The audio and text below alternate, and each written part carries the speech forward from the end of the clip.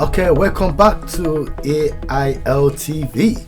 Now we're talking about election in Nigeria. For the first time since 1999, this election is completely different from every other election. We have President Goodluck Ebele Jonathan, who is asking for another 4 years in order for him to finish the transformation that he has started, making Nigeria, the largest economy in Africa. And then we have General Muhammad Buhari, who is coming on a platform that is a clean politician, and it will bring an end to corruption and deal with the issue of insurgency and security challenges in Nigeria and provide Nigeria with change. So the party is talking about change. Now, I think it's important that I highlight from the onset that I don't have a particular candidate. I'm not actually here to ask you to vote for one or the other. And we'll even, in fact, have more than two candidates. In fact, we have up to 13 candidates, but the other two we know are not going to actually get anywhere. And we've not even heard much about them. So I'm concentrating on those two. President Goodluck Ebele Jonathan requesting for an extra 4 years, and General Muhammad Buhari, who has actually contested more than twice in the past and has been beaten. But this is different. Why this is different is because when he stood the last time against President Goodluck Ebele Jonathan, he was standing on a different platform and he had 12 million votes. Now he's now leading a coalition of political parties, and those political parties, or one of the political parties, which is known as AC in the past, had 10 million votes before for their own candidate. So there is this statistics that has been thrown around that Muhammad Buhari will at least get at least 23 million votes, and that is significant. Now, what is different about this election compared to the previous election held in Nigeria? For the first time, we are now talking about substance.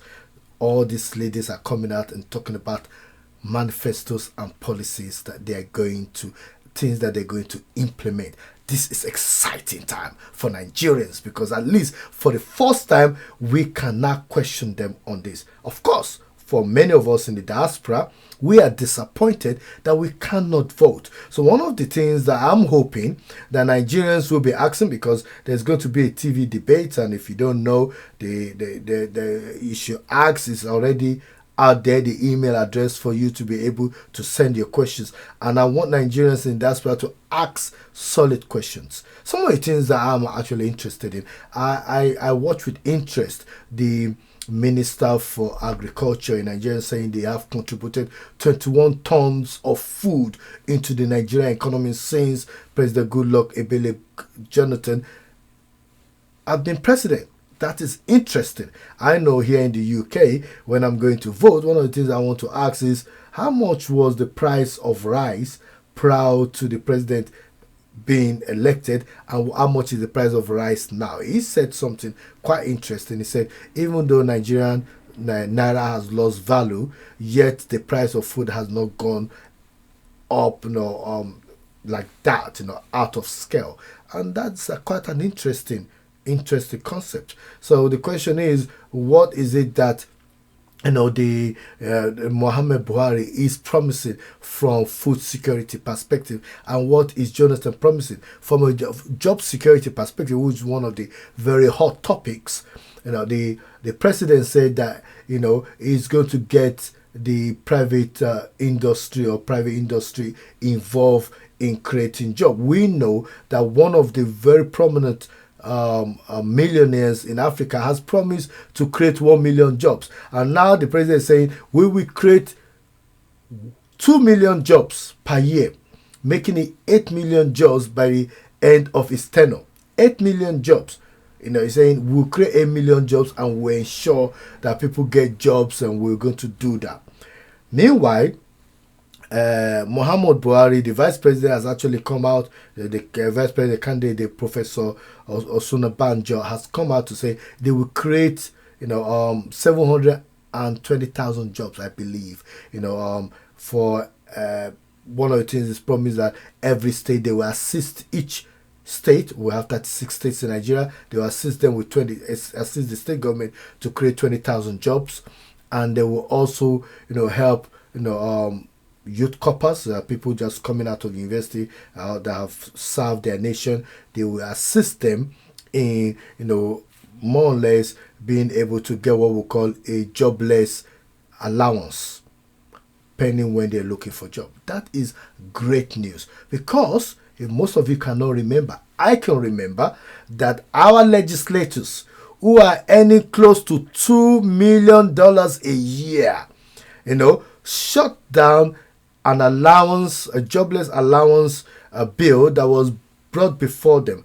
And many Nigerians are shouting and saying they're going to vote for this legislator, going to vote for that legislator, but they forget that the UK, for example, the UK legislators only get roughly about $107,000 a year.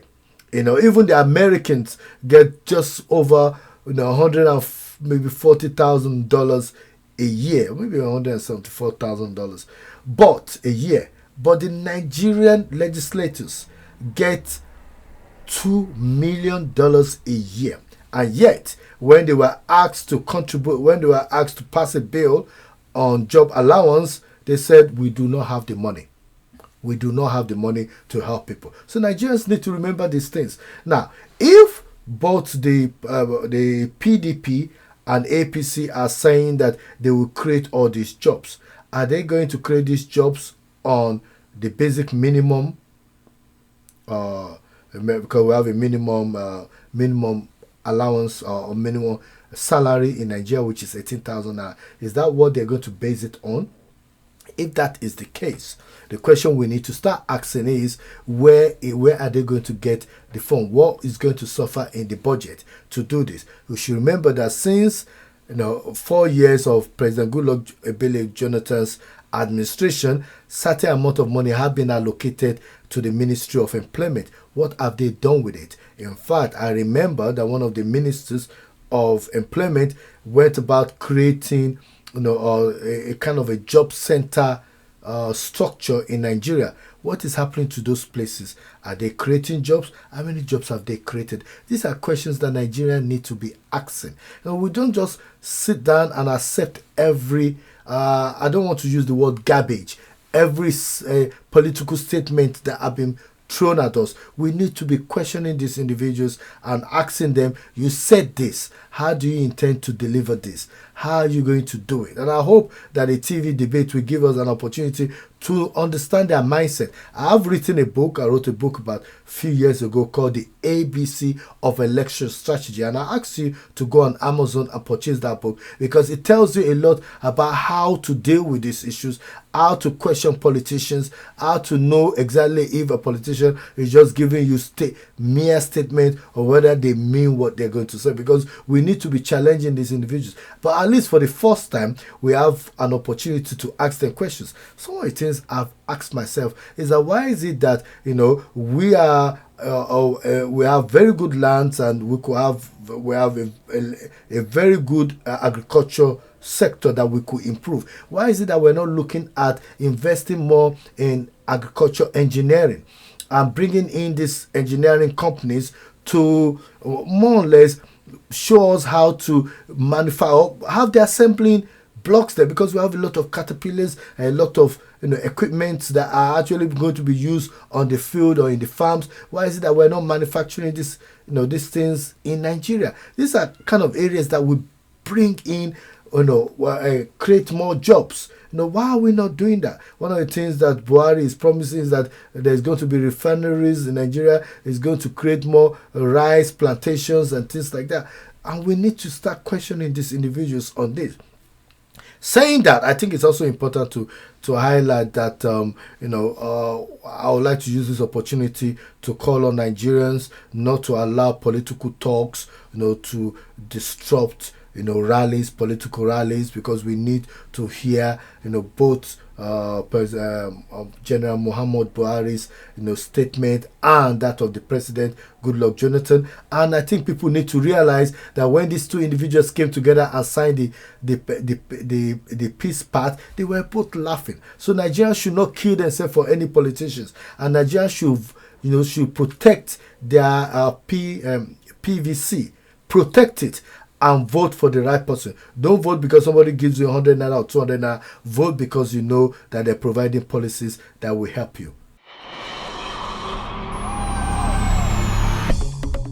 Now let's recap. The issue here is that we have two political giants all fighting for our votes, and we need to be asking questions because Nigeria is not a poor country.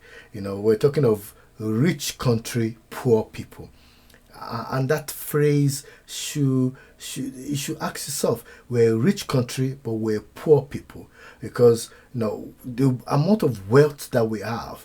Dubai does not even have that wealth, but look at them. They've built their infrastructure. Nigerians contribute more money to the United Kingdom, United States, Benin Republic, Cameroon. Nigerians are scattered all around the world, paying dollars to be able to go to school. We don't have enough educational infrastructure to be able to keep people in Nigeria. Nigerians have to go to India to be able to get medical care. They have to travel to the United Kingdom. You can't actually point at one hospital in Nigeria that if you fall sick, you want to go there.